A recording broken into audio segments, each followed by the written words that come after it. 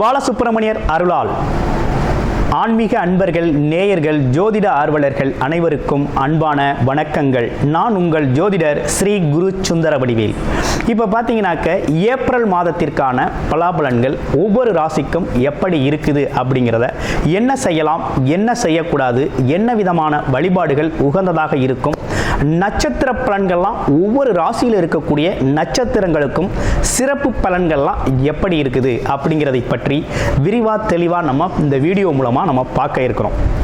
அந்த வகையில் பார்த்தீங்க அப்படின்னு கேட்டிங்கனாக்க, இப்போ இந்த மாதத்தோட சிறப்புகள் என்னென்ன இருக்குது அப்படின்னு பார்த்தோம்னா, ஏப்ரல் மாதத்தில் 8 விதமான சுப முகூர்த்தங்கள் அப்படிங்கிற ஒரு விஷயம் ரொம்ப சிறப்பாக இருக்குது. அடுத்து பார்த்துங்க, பங்குனி உத்திர திருநாள் வருது. அடுத்து பாருங்கள், தமிழ் புத்தாண்டு, அடுத்து அட்சய திதியை, அடுத்து குரு பூஜை, பெரிய வியாழன் அப்படின்னு சொல்லி பல்வேறு விதமான நிகழ்வுகள் அப்படிங்கிறது இந்த மாதத்தில் நிறையவே இருக்குது.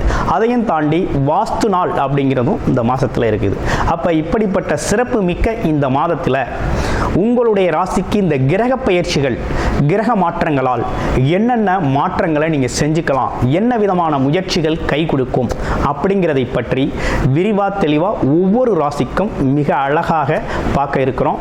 நீங்கள் முழுமையாக இந்த வீடியோவை பாருங்கள். இப்போ உங்களுக்கு உங்களுடைய ராசிக்கு எப்படி இருக்கும் அப்படிங்கிறத இப்போ பார்க்கலாம். காலச்சக்கரத்தின் 7வது ராசி ஆன துலாம் ராசி நீதி, நேர்மை, நியாயம், உண்மை, உழைப்பு, உயர்வு சார்ந்து யோசிக்கக்கூடியவர்களாக இருக்கக்கூடிய துலாம் ராசி அன்பர்கள். அதாவது அரசியல்வாதிகள், அரசு அதிகாரிகளுக்கெல்லாம் பேக் போனாக இருக்கிறது அப்படின்னா துலாம் ராசி அன்பர்கள் தான் இருப்பாங்க. அது இல்லாமல் எந்த இடத்துலையும் நீதி, நேர்மை, நியாயம் அப்படிங்கிற விஷயத்தை உறக்க பேசக்கூடியவர்கள், அதாவது நம்பிக்கையோடு செயல்படக்கூடியவர்கள் அப்படின்னு எடுத்துக்கலாம். அது இல்லாமல் பார்த்தீங்கன்னா நீதித்துறை, நிர்வாகத்துறை சார்ந்த விஷயத்தில் இவங்களோட பங்களிப்பு அப்படிங்கிறது நிறையவே இருக்கும். பாமர மக்களுக்காக பகுத்தறிவோடு யோசிக்கக்கூடிய ஒரு ராசி அப்படின்னா துலாம் ராசி அன்பர்கள். அந்த வகையில் இவங்களுக்கு இந்த ஏப்ரல் மாதம் எப்படி இருக்குது? ராசிநாதன் 2 மடங்கு பலத்தோட, 200% பலத்தோட, உச்ச பலத்தோட 6ஆம் இடத்துல போய் அமர்ந்துட்டார். இங்கே விஷயம் என்னன்னா, ஸோ உங்களை நீங்கள் எல்லாத்தையும் சமாளிக்கக்கூடிய வகையில், உங்களோட திறமைகளை வெளிப்படுத்தக்கூடிய வகையில், உங்களோட முழு திறமையும் வெளிப்படுத்தக்கூடிய வகையில் உச்ச பலத்தோடு இருந்து 6ஆம் இடத்துல போய் அமர்ந்ததுனால என்னன்னா, உடல் ஆரோக்கியத்தில் கவனம் எடுத்துக்கணும் ஃபஸ்ட்டு.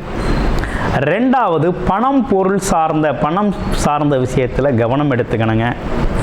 ஏன்னா அதிகப்படியான கடன் வாங்குறது சம்மந்தப்பட்ட விஷயத்தில் கொஞ்சம் கவனம் எடுத்துக்கங்க. மற்றபடி வேலையெல்லாம் எப்படி இருக்குது அப்படின்னா, உங்கள் திறமையை நிரூபிச்சிங்க அப்படின்னா உங்களுக்கு சிறப்பு, உங்களுக்கு பதவி உயர்வுலாம் அட்டகாசமாக கிடைக்குமுங்க. பயப்பட வேண்டாம். இந்த காலகட்டத்தில் உங்களை அறியாமல் உங்களுடைய திறமைகள் அனைத்தும் வெளிப்படக்கூடிய காலகட்டம், ஒரு சவாலான காலகட்டம் தான் அது. சவால்களில் ஜெயிக்கிறது யார் அப்படின்னா நீங்கள் தான்.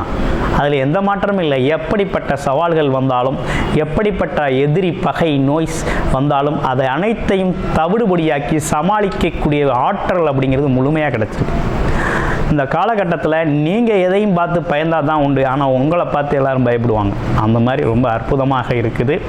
உச்ச பலத்தோடு இருக்கீங்க. இந்த காலகட்டத்தை நீங்கள் அணுகிறது அப்படிங்கிறது கொஞ்சம் வார்த்தை பிரயோகத்திலையும் கவனமாக அணுகுங்க. வேலை வாய்ப்பு, தொழில் வாய்ப்புகள் நல்லா இருக்குது. வேலையில் எல்லா இடத்துலையுமே உங்களோட திறமை வெளிப்படும், தன்னம்பிக்கை வெளிப்படும். அதே போல் ஒரு பிரகாசமான ஒரு வாய்ப்பு அப்படிங்கிறது ஏற்பட்டிருக்கு. முன்னேற்றமான காலகட்டம் தான், ஒன்றும் பயப்பட வேண்டாம். அடுத்து தொழில் எப்படி இருக்குது அப்படின்னா, தொழில் அதிபதி அப்படின்னு சொல்லக்கூடியவர் ரொம்ப நல்லா இருக்கார். அதே போல் 11க்குடைய சூரியன் போய் 6ஆம் இடத்துல இருக்கிறதுனால என்னென்னா, லாபம் சார்ந்த எண்ணங்கள் சார்ந்த விஷயங்கள் உழைப்பின் அடிப்படையிலேயே கிடைக்கக்கூடிய ஒரு அமைப்பு அப்படிங்கிறது இருக்குது.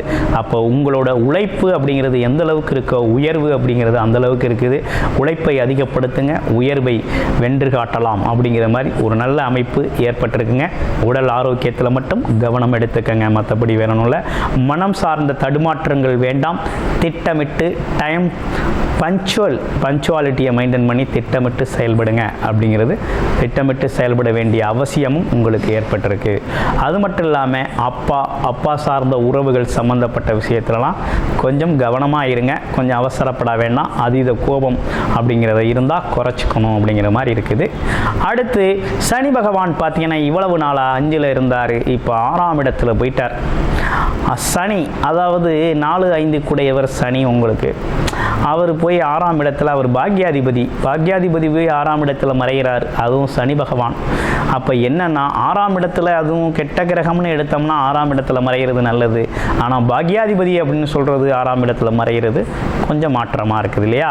அப்போ என்னன்னா முழுக்க மனம் சார்ந்த தடுமாற்றம், உடல் சார்ந்த ஆரோக்கியம் அவசியம்.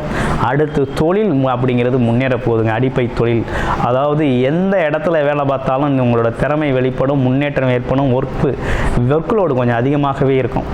நீங்கள் எதிர்பார்க்கறத விட கமிட்மெண்ட்ஸ் நிறையா இருக்கும். அதெல்லாம் கொஞ்சம் இந்த காலத்தில் திறமையோடு செயல்பட்டு அதில் ஒரு வெற்றி காண்பீங்க. எப்படி பார்த்தாலும் போட்டியில் ஜெயிக்க போகிறது நீங்கள் தான், அதில் எந்த மாற்றமும் இல்லை. அதற்காக உழைப்பை நிறுத்த வேண்டாம். அதே போல் விவேகத்தையும் நிறுத்தாமல் முன்னேற்றமான ஒரு பாதையில் பயணம் பண்ணுங்கள். அடுத்து பார்த்தீங்கன்னா குடும்ப உறவுகள்லாம் எப்படி இருக்குது அப்படின்னு கேட்டிங்க அப்படின்னா, குடும்ப உறவுகள் அப்படிங்கிறது நல்லா தான் இருக்குது. 2-7 செவ்வாய் 9ஆம் இடத்துல பாக்கியஸ்தானத்தில் இருக்கிறாரு. அப்போ தாராளமாக வருமானம் அப்படிங்கிற ஒரு விஷயம், உங்களோட உழைப்புக்கேற்ற வருமானம், உங்களோட பாக்கியம் செயல்பட போகுது. அடுத்து 7 அதே நேரத்தில் திருமணம் சம்பந்தப்பட்ட விஷயங்கள், திருமணம் சம்பந்தப்பட்ட வைபவங்கள், அது மட்டும் இல்லாமல் கணவன் மனைவி ஒற்றுமை சார்ந்த விஷயங்கள்லாம் அருமையாக இருக்குது, நல்லா பலப்பட போகுது. ஒரு பக்கம் சவால்கள் நிறைந்த வாழ்க்கையாக இருந்தாலும் இன்னொரு பக்கம் குடும்ப வாழ்க்கை ரொம்ப அமைதியாக, அன்பாக, அதுவும் பார்த்தீங்கன்னா ஒற்றுமையோட ரொம்ப சிறப்பாக இருக்கக்கூடிய காலகட்டமாக இருக்குது. அப்படிங்கிறதுல எந்த மாற்றம் இல்லை. ஸ்ரீ ஆறுமுக கடவுளான முருகபெருமானை வழிபடுங்க. செவ்வாய்க்கிழமை தோறும் வழிபட்டு வாங்க. வாழ்க்கை ரொம்ப அற்புதமாக இருக்கும். பணம், பொருள், செல்வாக்கு சார்ந்த விஷயம் நல்லா இருக்கும். தைரியம், தன்னம்பிக்கை அதிகரிக்கும். எதையும் ஒரு கை பார்க்கலாம் அப்படிங்கிறது துணிச்சல், தைரியம் மனசில் ஏற்படும். கிட்டத்தட்ட நீங்கள் எதிர்பார்க்கிற விஷயங்கள் அனைத்தையும் நீங்கள் எதிர்பார்த்த மாதிரி சிறப்பாக திட்டமிட்டு செயல்படுத்தலாம் அப்படிங்கிற ஒரு விஷயம் ரொம்ப அற்புதமாக இருக்குது. அடுத்து 12ஆம் இடத்துல இருக்கக்கூடிய கேது 12இல் இருக்கிறதுனால கொஞ்சம் தூக்கத்தில் கொஞ்சம் சிரமங்கள் இருக்கலாம். ஆனால் இது அடுத்து 11ஆம் இடத்துக்கு போகிறாரு. கேது 11இல் இருக்கிறது நல்லது தான், லாபத்தை தருவார். 10-11இல் கேது ராகு இருந்தது அப்படின்னா உங்களுக்கு வந்து முன்னேற்றங்கள் தான் உண்டு. தொழில் வேலை சார்ந்த முன்னேற்றங்கள், தனலாபங்கள் ஏற்படும் அப்படிங்கிற ஒரு நல்ல அமைப்பு அப்படிங்கிறது உண்டு. இப்போ கிட்டத்தட்ட இந்த மாதம் மட்டும் கொஞ்சம் தூக்கம் சம்பந்தப்பட்ட விளைச்சங்கள், அடைச்சல் திருச்சல் சம்பந்தப்பட்ட விஷயங்கள் சில பேருக்கு உண்டு, எல்லாருக்கும் உண்டுன்னு சொல்ல முடியாது. அதே நேரத்தில் உங்களுடைய ராசி ஓகே, லக்கண அடிப்படையில், பிறப்பு ஜாதக அடிப்படையில் இப்போ என்ன தசாபுத்தி அமைப்புகள் நடக்குதோ அது சார்ந்த பலன் இப்போ கோச்சார நிலைகளில் வந்தால் தான் அனுபவிக்கலாம். இப்போ கோச்சார நிலைகள் இப்படி இருக்க உங்களுடைய பிறப்பு ஜாதகம் எப்படி இருக்குது அப்படின்னு முழுமையாக பார்த்து நீங்கள் தெரிஞ்சுக்கணும் அப்படின்னா டிஸ்பிளேயில் தர்ற நம்பருக்கு கால் பண்ணி உங்களுடைய முழுமையான ஜாதகத்தை பார்த்து இந்த காலகட்டத்தில் எது உங்களுக்கு பயனுள்ள வகையில் இருக்குது அப்படிங்கிறத முழுமையாக பார்த்து நீங்கள் முழுமையான பலன் தெரிந்து கொள்ள முடியும். அடுத்து பார்த்தீங்க அப்படின்னா உங்கள் ராசிக்கு 4-6 குரு எங்கே இருக்கிறார் அப்படின்னா 8ஆம் இடத்துல இருக்கார்.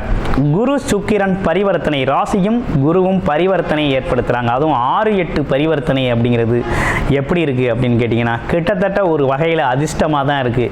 இடமாற்றம், ஊர் மாற்றம் அப்படிங்கிற ஒரு விஷயம் வேலை சார்ந்த விஷயத்தில் ஏற்பட இருக்குது.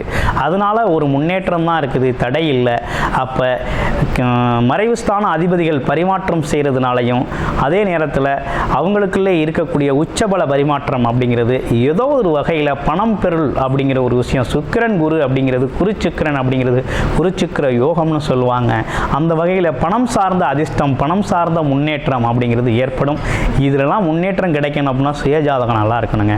இருந்தால் தான் இந்த அதிர்ஷ்டகரமான வாய்ப்புகள், திடீர் அதிர்ஷ்டங்கள், இப்போ பார்த்தீங்கன்னா ஷேர் மார்க்கெட்டில் லாபம் கிடைக்கிறது, திடீர்னு 1 ரூபா போட்டேன் 2 ரூபா கிடைக்கிறது. அடுத்து பார்த்தீங்கன்னாக்க எப்போவோ செஞ்சு வச்சது இப்போ பல மடங்கு லாபமாக இருக்கிறது.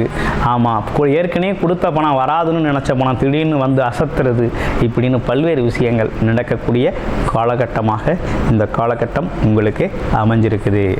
அடுத்து வேற என்ன சிறப்புகள் இருக்குது அப்படின்னா, அவரோட பார்வை அப்படிங்கிறது 2ஆம் இடத்துல விழுகிறதுனாலையும் அப்போ என்னன்னு கேட்டிங்கன்னா, குடும்பம் சார்ந்த மகிழ்ச்சி, குடும்பம் சார்ந்த முன்னேற்றம், பணம் சார்ந்த வருமானம் சார்ந்த எண்ண ஓட்டம் அப்படிங்கிறது தொடர்ச்சியாக நம்மக்கிட்ட இருந்துக்கிட்டு இருக்கும். அதற்கான முயற்சிகள் சிறப்பானதொரு பலனை தரும்.